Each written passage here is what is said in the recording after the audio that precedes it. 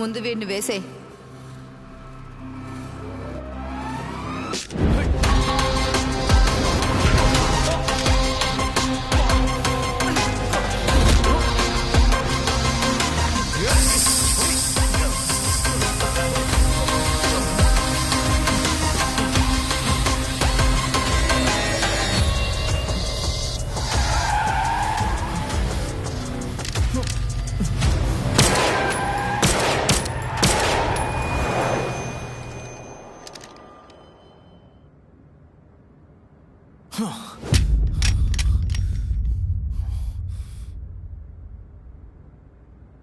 ముందు నీ రూమ్మేట్ ని బ్లాక్మెయిల్ చేస్తున్నాం, తర్వాత బాడీ తీసుకువెళ్ళిన కారుడు.